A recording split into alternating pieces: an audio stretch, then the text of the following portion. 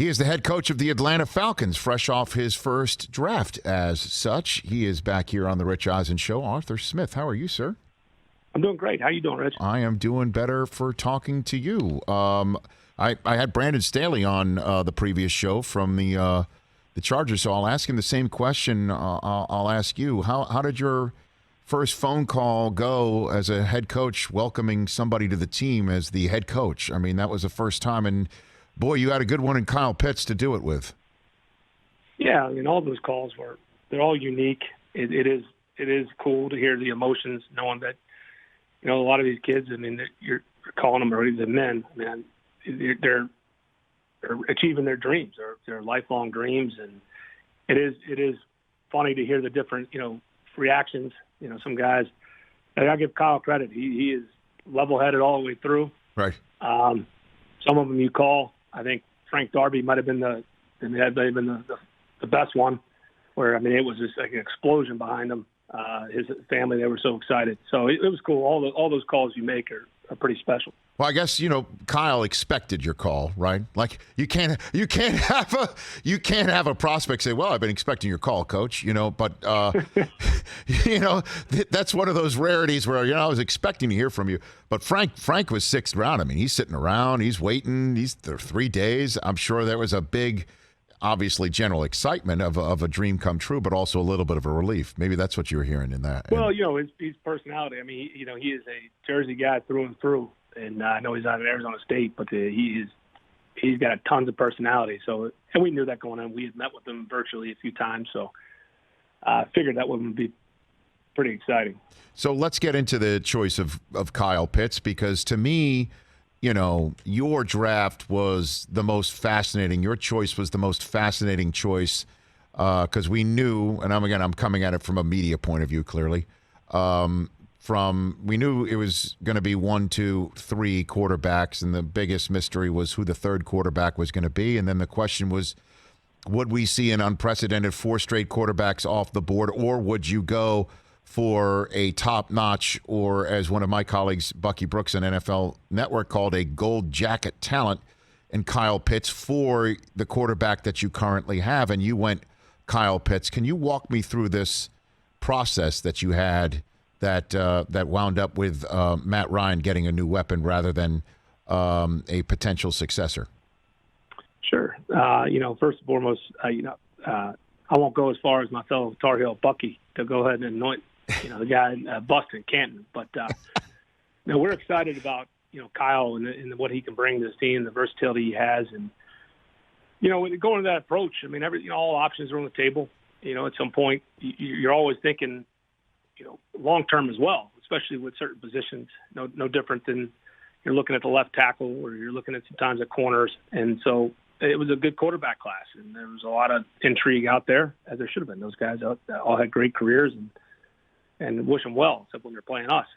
But we felt we took the best player available where we're at, and the way the draft fell. We were picking 4th. As you said, it went 1, 2, 3 quarterback, and we felt fortunate that Kyle fell to us. So the question of choosing a quarterback as opposed to somebody like Kyle Pitts, what was the weighing of options involving Matt Ryan? I mean, how did his presence, whether it's his contract or himself, work on this? And I guess the large question would be, when you were hired, were you hired to have Matt Ryan, or was this a question once you found out the way that the draft might actually unfold? Well, I think when you're evaluating, Terry and I came here, obviously we were hired as we went through the evaluation of the roster, and we felt obviously Matt's still playing at a really high level. And we know at some point, change is inevitable, right? I mean, the guys can't play forever. Certain guys are trying, and they're pushing the limits more than ever. But you're going through it, and we have high expectations for Matt, and he has high expectations for himself. But if we felt that, taking a quarterback was the best player available, we would have done it right then. We just felt fortunate with Kyle. And that's not a knock on any other quarterback that was still in the draft. There's going to be somebody that emerges that probably wasn't a first-round pick that will probably play all right. there's a lot of ways to acquire a quarterback. Just because you're sitting in the top 5, history will tell you it doesn't automatically equal you take a quarterback high that guy's going to be your the face of the franchise and to be a surefire home run. There's a lot of things about fit, timing. There's a lot of factors that go into it. So you look at Kyle, all right, short term, he can clearly help us, and a lot of these guys drafted, but also in the long term. You need to have some stability around whenever you decide to play a young quarterback, whenever that is for us. And so we feel good about Kyle. I mean, it's part of the short-term and long-term plan. Well, and as you know, Arthur Smith, head coach of the Falcons, joining me here on the Rich Eisen Show, that when you've got a veteran who's been around quite some time, when you've got a veteran who's won an MVP award and has taken the franchise to a Super Bowl, and they're getting up in years, and you draft a replacement or think about drafting a successor, let's put it that way, not a replacement, that it can create issues. All you got to do is just look to the state of Wisconsin is what's going on right now. How much did you clue Matt Ryan in on your draft plans throughout the process?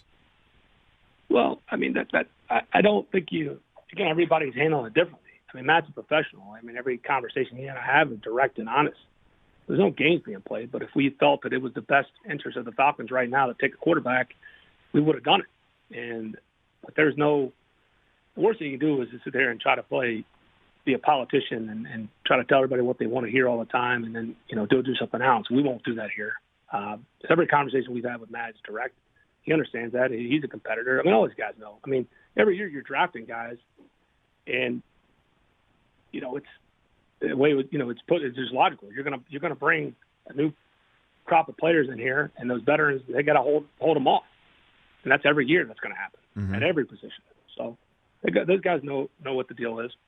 So that said, I'm sure he must be ecstatic with your choice 4th overall. And I'm wondering what that have you had a conversation with him since the draft, since the Kyle Pitts pick, Coach? Yeah, I mean, Matt and I talk. We were in the middle of our virtual phase 1. We have several conversations. He's excited to work with all these young guys, and certainly, I mean, if you're a quarterback and you draft a guy that's 6'6" and can run like that, we have high expectations and high hopes for him. So I think I don't want to speak for Matt, but I'd imagine he's pretty excited with the chance to get to work with him. I'm sure. And what is the again, I know you're the HC here, but the concept of the salary cap being an issue and Julio Jones might not be on the roster because of his salary and that he might be somebody post June 1 that is looked at, or the number of people that are calling your team for him.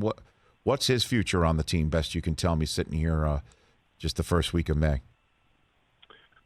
Well, I think what's pretty common that, obviously gets reported when you somebody of the caliber of Julio's name gets thrown out there. It certainly wasn't coming from Terry and I. You're always skeptical, who leaks what's their incentive. So clearly that happened. But I think it's pretty common from every general manager or personnel decision maker. These guys call all the time. And so, people call about people in your roster. You're certainly going to listen. Somebody blows you away with an offer. I think you got to come back and you got to assess what the potential is for that offer. And so people are going to call about players. That's just pretty common. What you just hope is not common, because it's not like you're sitting there actively trying to shop good players, is you hope that stuff doesn't get leaked out. But the problem with the NFL and pro sports in general, everybody's got an incentive, and so somebody leaks that stuff out. So that's how that stuff happens.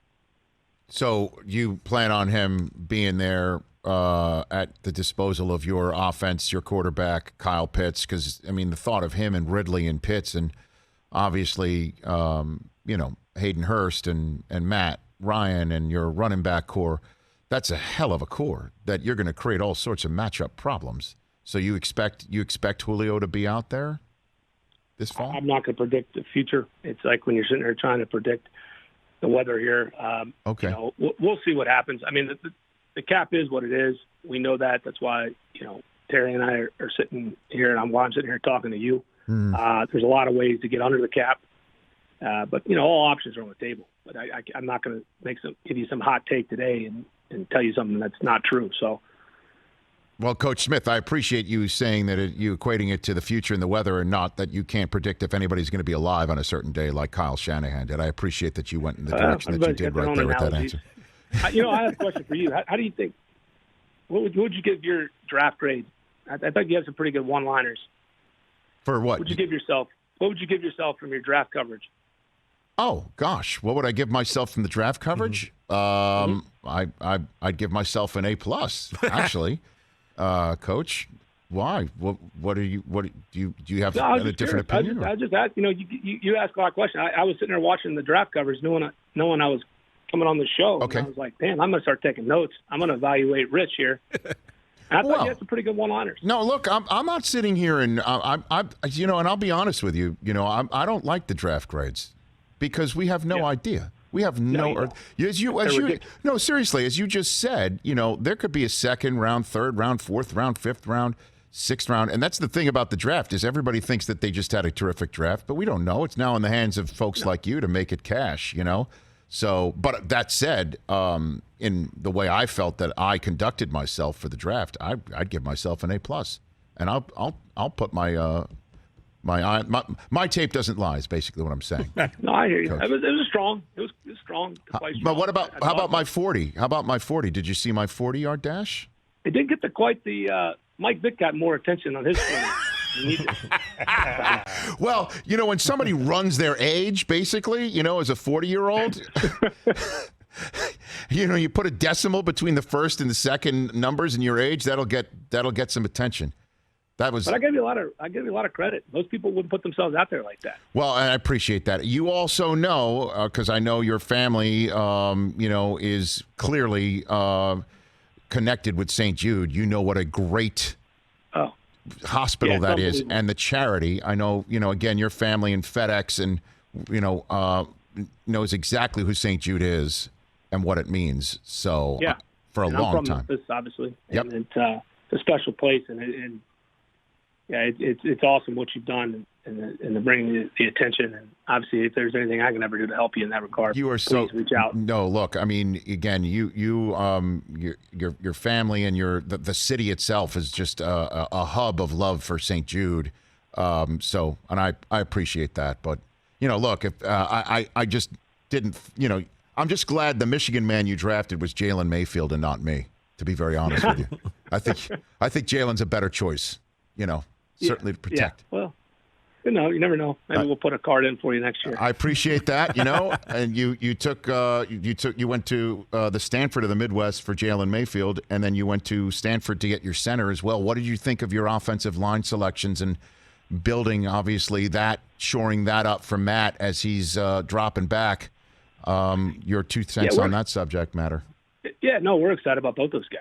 I mean, you bring in competition and guys that they'll compete to start. If they don't start, they got to have some versatility and add some depth. I think really on both sides of the line of scrimmage, that certainly helps as we're trying to build this thing now and for the future. And we're excited about both those guys. That's great. Well, look, I appreciate the time, Coach Smith. Let's do this down the line as you obviously are going to get the rookies in, and then we got the summer coming. It's exciting times. Congrats on your first draft. Oh, thank you. Thanks for having me back on. Always. That's Arthur Smith, the head coach of the Atlanta Falcons, right here on the Rich Eisen Show.